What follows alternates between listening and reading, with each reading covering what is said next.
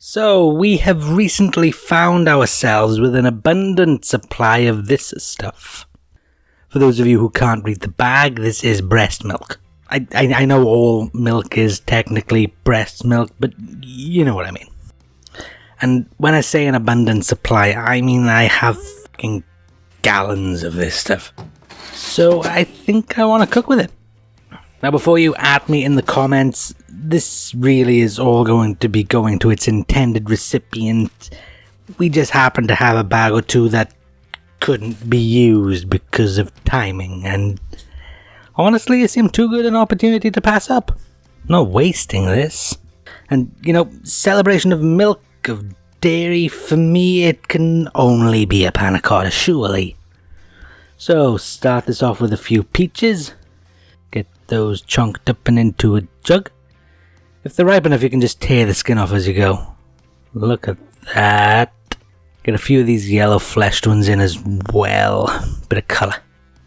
Yeah, these ones aren't as ripe, so I think I'm going to go in with a peeler here.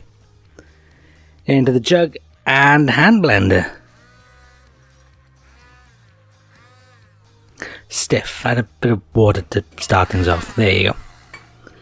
Now get this puree down. Lovely.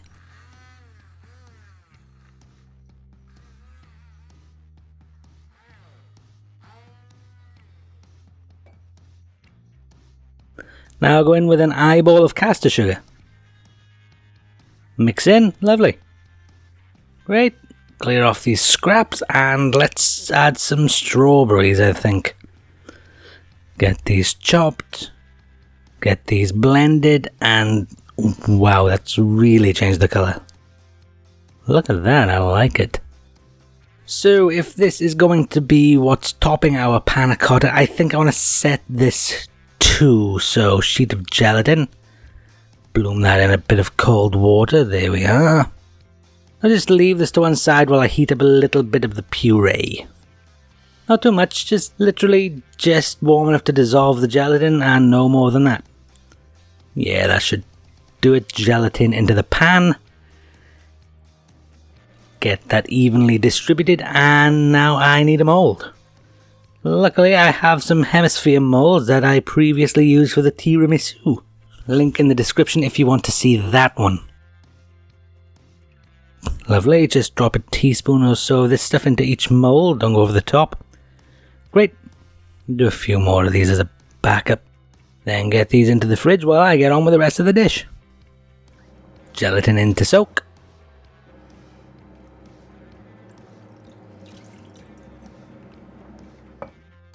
Breast milk. Very gentle heat with this, I don't want to risk splitting it. Oh, and incidentally, I know this isn't technically a Panna Cotta because it's got no cream in it. Literal translation, but that doesn't mean it's not a thing. Just means we have to call it something else, like a Latte Cotta. Yeah, I like that actually. Let's stick a bit of that puree into this as well. Yes, maybe I should have left the milk unflavoured, let it taste of what it tastes of, but yeah. You flavour your breast milk Latte Cotta however you want. Nice stirry stir. Love that colour. Get our gelatin, and that goes. Get that dissolved. Make sure all the time that this doesn't boil. If you wanted to make this vegan, I suppose you could always swap that out for veggie gel or agar, I suppose. I don't know, is breast milk considered vegan? It is technically milk from an animal, it's not plant-based or anything, but it's not livestock, does that matter? A lot of the arguments I've seen about veganism seem to revolve around the treatment of livestock and just sort of the logistics and sustainability of rearing livestock.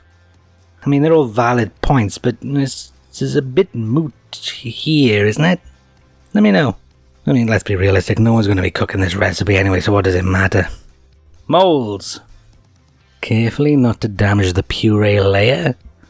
And get this into a fridge to set.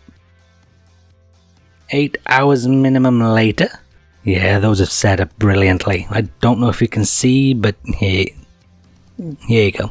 Right, let's get these out. Loosen those edges. think a knife's going to be a better tool for this job, actually. Hang on. Yeah, there you go. Turn this out and... oh, okay, well... okay, first of all, clearly it's 2 of these per portion, wouldn't you say?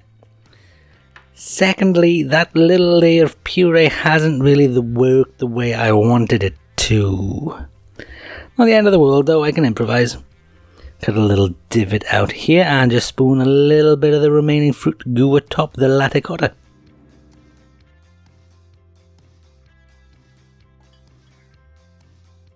Transfer these to a serving plate.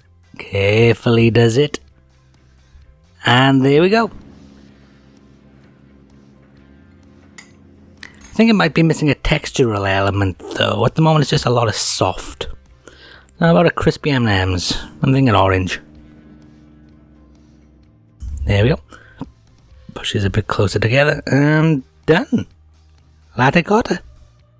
And for anyone who thinks this is a gratuitous presentation, it's the equivalent of making a cow-shaped panna cotta. You are the ones making it weird, not me. Anyways, let's see what this tastes like, shall we?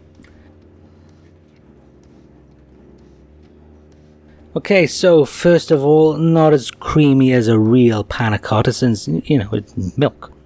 What do you expect? But in terms of flavour, yeah, that's absolutely delicious. Fruit pairing's not the most original, but it is exceptionally good together. It's not too sweet, but you're definitely aware that this is a dessert. Could have done with a bit more tartness, but honestly I was worried about the milk curdling. Speaking of which, that flavour definitely comes through. Delicate, obviously, but it's balanced well with the fruit. Anyone who's not tried breast milk before, it's sort of... imagine pouring semi-skimmed milk over cornflakes, then leaving it for half hour. Yeah, I'm committing to that. Basically, this tastes like old breakfast. Texture's good, holds itself together, bit of lubrication from that puree. M&Ms bring a nice little bit of crunch. What more do you want to know? Obviously, if you want to try this for yourselves, you can substitute out the breast milk for whatever dairy or whatever alternatives you like. Principles are the same, gelatin, bit of fruit. You'll still get a pretty good strawberry and peach latte cotta. And yeah, try and go back to some slightly less controversial ingredients next time. And in the meantime, you guys get forked.